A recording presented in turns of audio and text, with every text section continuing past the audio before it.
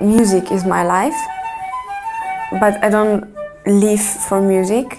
I live with music and I enjoy in it. And also the friends, and that I have so many wonderful people supporting me, around me. And I think that is the purpose of life for me.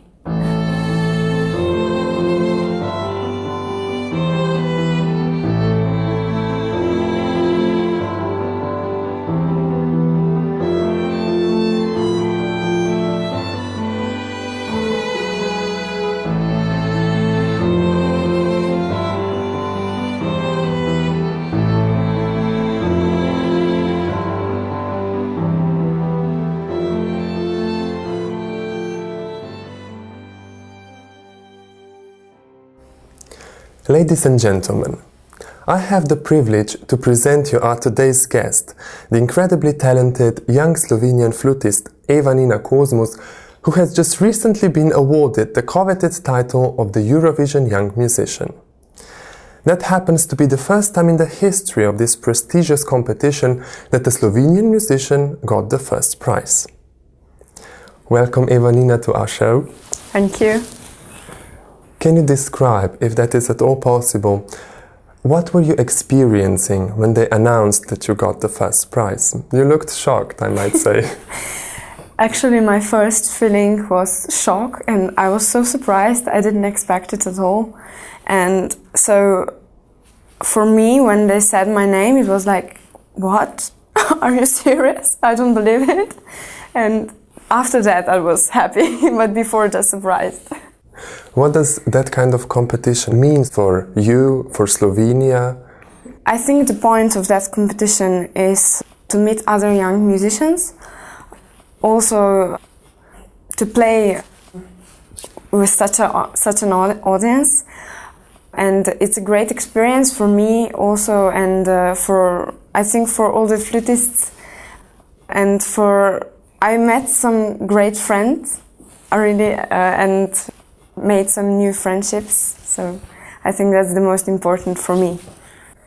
Did anything change for you personally, now that it is almost a week from the concert? I don't know yet. I just hope that I will get a scholarship maybe easily, because I would like to go to study next year, and that would be very helpful for me. So, but I still don't know what's gonna happen. But you did get a money reward, right? Yes, I did, and I think that's at the perfect time because I'm going to study, and it will be very helpful for me. Do you already know where? I'm still deciding. I have two options right now, but I will see. Can you describe maybe more in detail, how was this week in Vienna? How did it look like? All these rehearsals with the orchestra, I suppose, and some free time. Was there any at all? Actually, we had some free time. At first we came and we were playing at the semi-final, and then in the Sunday they announced 7 finalists, and then we had rehearsals with orchestra and with conductor. Actually, there wasn't so much time, but of course that's understandable because we only have 1 week. But I also went to the museums, and I love Vienna as the city, and also the people, so much culture there. I love that. And we also went to play football once. But we didn't play football, we were just lying under the tree. And as I said, I met some friends there, and we keep contact now. This piece that you were playing at the event and at the final concert, was it prepared before or in this short week in Vienna? I haven't played it with orchestra before, so that was the first time for me. But I think maybe it wasn't enough time, but it was great to cooperate with such a conductor and orchestra, so I loved it. How were you dealing with the pressure after the semi-finals? Because, as I know, it lasted the whole day till they told you the results. Yes, it did last the whole day, but actually I wasn't expecting anything, so I was really happy when they said that I'm in the final, and actually that was a dream come true for me. And to the final, I just went like, I will have some fun. I will just play for the people, and that was it. What was going on inside of you just before you went on stage? I wasn't so nervous, but still, it's not just before you go to the stage. It's when you walk out and you see so many people, and just for a second it's like a shock, or you just stand and then just go down the stairs and just play. When I played, actually, it wasn't. I didn't feel that so many people are listening to me, but before maybe a bit, yeah. How did it feel like afterwards? I was really happy because everything was already behind me, and I think it went well, and I really enjoyed. So I was just, yeah, it was great, and now that's it. I didn't feel any pressure at all. Actually, the whole competition thing, for me, it wasn't like competition, more making friends. Is that always your motto when you go to a musical competition? Actually, yes. I never go to the competition with a goal I have to win or I have to get a prize, because I think that's not right. I always go just to make a new experience and to meet other people, also musicians. How do you see yourself in the future? And where, if you already know? Actually, I still don't know. I just want to play as many concerts as possible and to work with other musicians. And as I said, to go to study abroad. I hope it will succeed, but we will see. How important is the support from your teacher and the support from your friends, family? I think that support means the most to me, especially from my teacher, because she's so wonderful. And I have to thank you because she went with me to Vienna and she was with me the whole week. And she's the one that taught me everything and was so supportive to me. And also from my parents and from my friends, that's the most important for me. Did the thought that something sometime can go wrong and you would not be able to play anymore ever cross your mind? Actually, I haven't been really thinking about it yet, but I also like to study languages, so maybe, I hope it won't, but if something will go wrong, just I hope not, maybe I will go to study languages, or I'm also interested in philosophy. So. What about teaching a flute? Yes, that's also, I think all the musicians teach once. How did you embark on this particular piece of music that you prepared for the concert?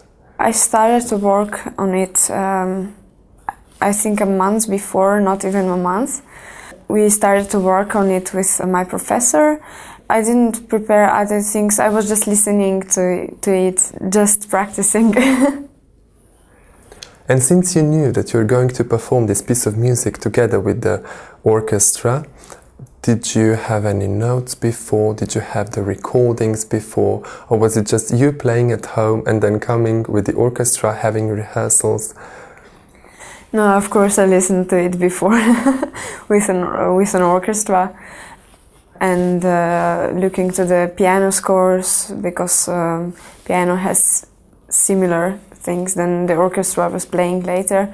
So that really helped, because I already knew a piece from before.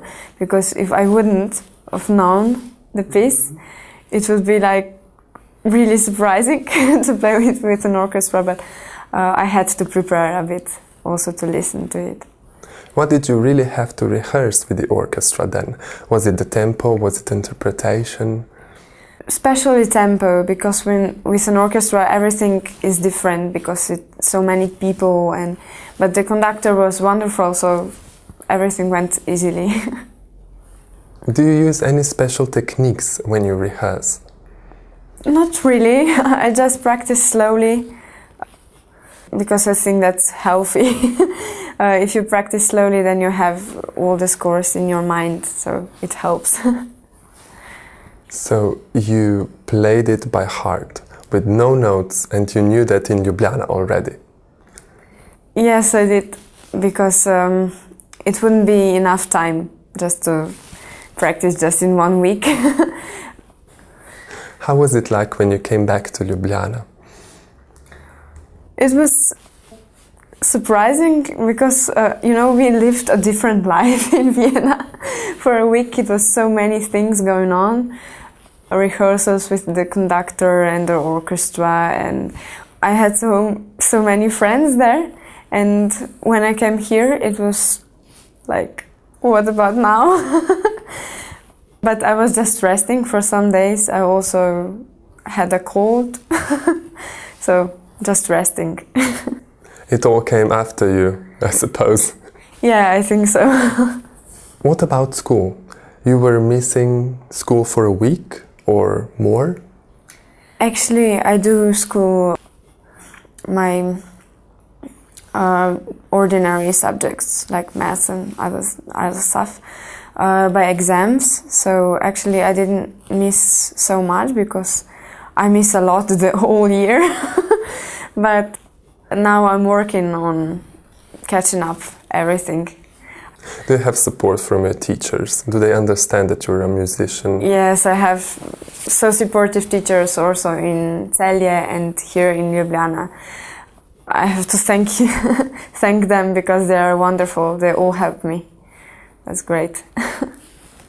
Is there a downside to the kind of competition that you just went to? No, I just think that all of participants, because I love them all, really. And I think all of them would deserve a prize and something. So I think that the downside is that you can't give the prizes to all of the participants, because I would give them to all. I think all of them deserve it. How is it possible to compare, for example, someone who plays the flute and someone who plays the piano? How can that be compared at all? I have no idea. I was wondering really how the jury will, I don't know, how will they know? How will they compare so different instruments? And I really don't know, but I think that the thing is more in, they compare performing, how do you share music with people. I think that's the most, that's the biggest part of comparing. Else I don't know, really. And when you were there on stage playing, what went through your mind? I don't know. I had many thoughts. One of them was, oh, it's so cold. And the other one was just, okay, we have to be together with orchestra. And the other one was just enjoying and just playing and having fun. Was there a party afterwards? Did you go out with your friends?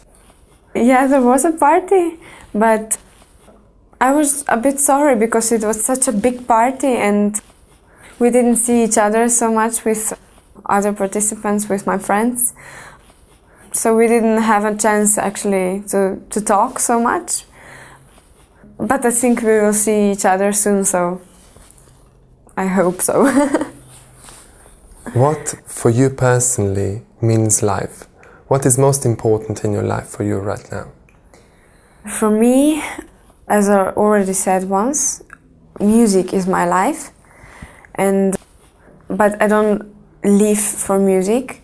I live with music and I enjoy in it. And also the friends, and that I have so many wonderful people supporting me, around me. And I think that is the purpose of life for me. Is there anything going on afterwards, this competition, in sense of festivals or something like that? Actually, the Austrian government, they send me an email or something that they are preparing like culture days or concerts and they would like to have me there. So I'm really glad that they are so supportive. I love that. The whole Austrian culture and Austrian people love music, and that's the thing I love the most in Vienna, actually. Would you say that Slovenians as a nation value music as much as others? I couldn't judge like really what Slovenia is comparing to other countries. Actually, I did get a lot of responses from radio and television, but I think we could still improve just the knowing of classical music, and I think we could make it better still. In what way? What can be improved? More concerts, more people on the concerts. I think that's the most important thing. And more events. We actually have lots of events, musical events and cultural events, but still we are not such a big country, so maybe we would need a bit more concerts. Why do you think that it is like this? I think that we should have more classical music on the TV, also on radio. I mean, we do have, but still more, I think, because comparison, I would just say Austria maybe. Austria is so particularly culture and musical city also because of the history. We don't have such a history. We do have musical history that is very important, but we could do more on our musical history. How can music, when being played or listened to, enrich our lives? Me, when I play, I just want to tell the story to the people, that they would feel something that is more than you can imagine, like feelings, and really feel what am I telling to them. So for me, music means everything because it's so emotional. It can be gentle. You can say whatever you want with it, and also brings people together. I think it can be so supportive for people that listen to it, and also performing, and all the people that are into music. Thank you, Eva-Nina, for being here with us today. It was a true pleasure, and I wish you best of luck and lots of success on your journey through the world of music. Thank you very much. Ladies and gentlemen, Eva-Nina Kozmus, a name worth remembering. I hope you have enjoyed the interview. Thank you for watching, and goodbye.